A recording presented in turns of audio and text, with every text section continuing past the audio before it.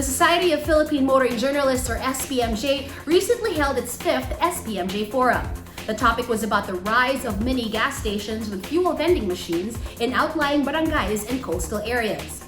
SPMJ invited representatives from the Department of Energy and from the private oil sector to discuss rising concerns about this new form of retailing fuel products.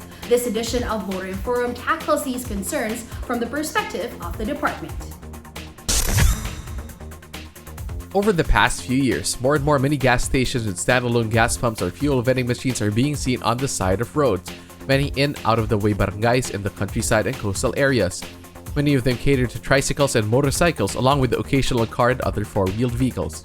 However, these mini gas stations are now being seen in more urbanized settings, including populated areas, prompting concerns about their safety, and questions from bigger oil companies about possibly unfair competition.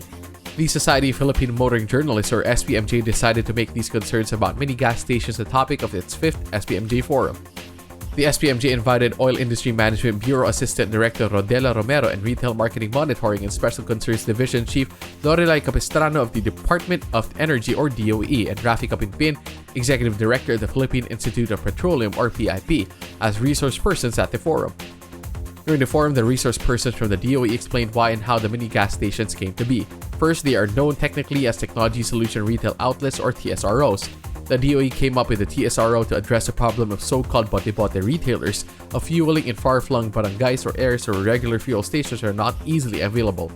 Bote-bote retailing is both illegal and unsafe, while those who buy fuel by the Coke bottle won't be sure about the fuel's purity. In essence, TSROs are meant to encourage people to legally undertake small-scale fuel retailing with fuel vending machines instead of the bote-bote. According to DOE's Romero and Capistrano, regulation and guidelines for establishing and operating TSROs are laid out under Rule 4 of DOE Circular 2017-11, or the Revised Retail Rules. Among the guidelines are the following. TSROs can only be put up in areas where bote-bote fuel is being sold as certified by LGUs concerned. A distance of 1 kilometer radius from another retail outlet shall be observed. No other commercial establishment shall be constructed within the retail outlet other than those necessary for its operations. The vehicle being serviced and the delivery of the liquid fuels by the tank truck shall at all times be inside the business premises. A 1 meter distance shall be maintained from the cashier's booth and dispensing pump to firewalls.